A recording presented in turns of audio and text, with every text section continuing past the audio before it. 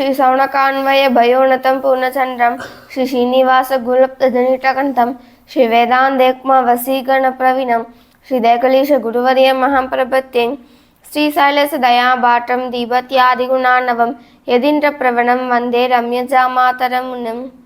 இன்று மார்கழி மாதத்தினுடைய 30ஆம் நாள், திருப்பாவின் 30ஆம் பாசுரம். இந்த பாசுரத்தில் தாயார் நாம் இந்த திருப்பாவியை சேவித்தால் நமக்கு என்ன பலன் கிடைக்கும் என்று கூறுகின்றார்.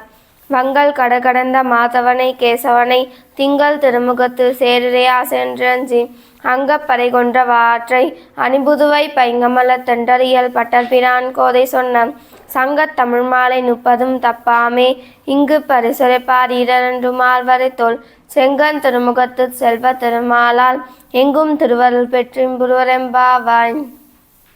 வங்க கடல் கடைந்த மாதவனை கேசவனை, அதாவது இங்கு வங்கல் என்றால் கப்பல் என்று அர்த்தம்.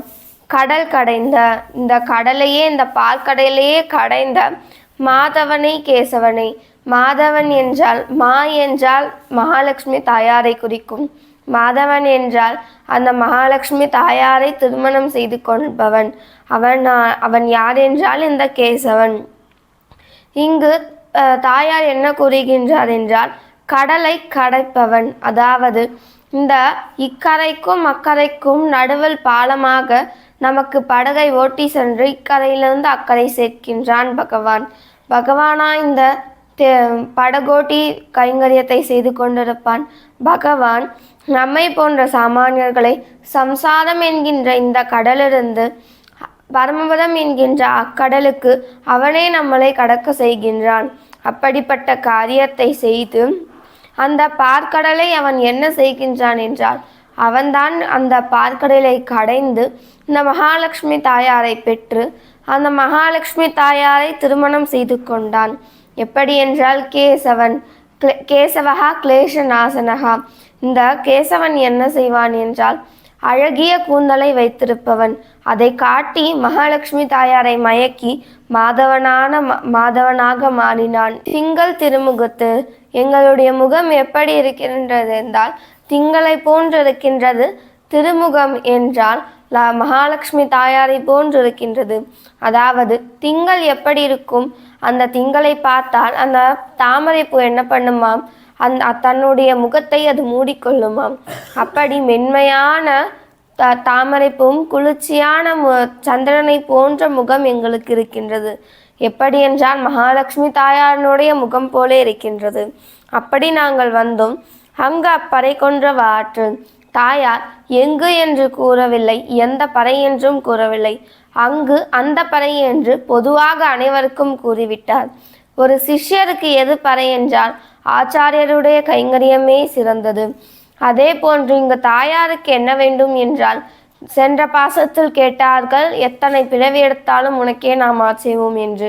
இப்படி அனைவருக்கும் இருக்கக்கூடிய பலன் அனைத்துமே வெற்றி பெற்றுவிட்டது. ஏனென்றால் நீ உன்னுடைய கல்யாண குணங்கள்னாலே அணிபுதுவை பைங்கமல தன்றறியல் பட்டர்பிரான் கோதை சொன்ன. தாயார் என்ன பண்ணுகின்றார் என்றால் தன்னுடைய ஆச்சாரியரை கூப்பிடுகின்றார். யார் என்றால் பெரியாழ்வார். இந்த பெரியாழ்வாரை முன்னிட்டு கொண்டுதான் நான் உங்களிடம் வந்தோம். ஆகையால் தான் நீ எங்களுக்கு பலனை கொடுக்கின்றாய்.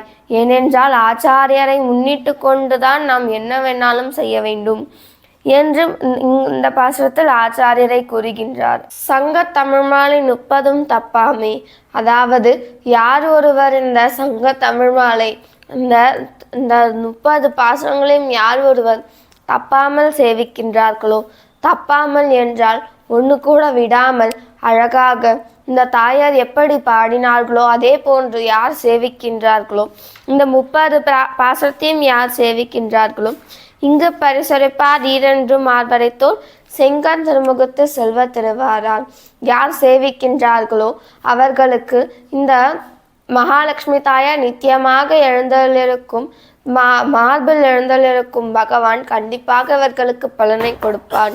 அப்படி ஏனென்றால் இந்த திருப்பாவியோ வேதத்துக்கே வித்தாகும் கோதை தமிழ்.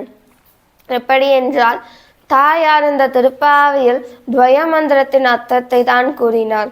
இந்த தாயார் ஒரு முறை சோகமாக இருந்த பொழுது வராக அவதாரத்தில் பகவான் தன்னுடைய பூமி பிராட்டியினிடம் இந்த துவய மந்திரத்தை உபதேசிக்கின்றார்.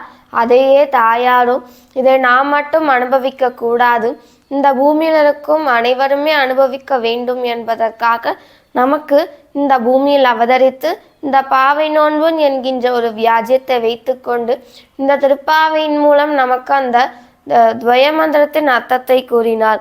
அப்படி இந்த உயர்ந்த கிருந்தத்தை யார் ஒருவர் தப்பாமல் சேவிக்கின்றார்களோ அவருக்கு இந்த பகவானான ஸ்ரீமன் நாராயணன் அனைத்து விதமான கைங்கரியத்தும் செய்வான். எப்படி என்றால், எங்கும் திருவருள் பெற்று இம்புருவர் எம்பாவாய். இந்த லீலா விபூதியிலும் அந்த நித்திய விபூதியிலும் எங்குமே எல்லா இடத்திலுமே அவருக்கு எப்பொழுதும் இன்பமே நிறைந்திருக்கும். அப்படி பகவான் இந்த பாசத்தை சேவிப்பவர்களுக்கு பலனை கொடுப்பான் என்று இந்த பாசத்தில் பகவான் தன்னுடைய அடியார்களுக்கு எவ்வளவு அழகாக பலனை கொடுக்கின்றான், எப்படியெல்லாம் பலனை கொடுக்கின்றார் என்று இந்த பாசத்தில் கூறுகின்றார். ஸ்ரீமதே ராமானுஜாய நமஹ.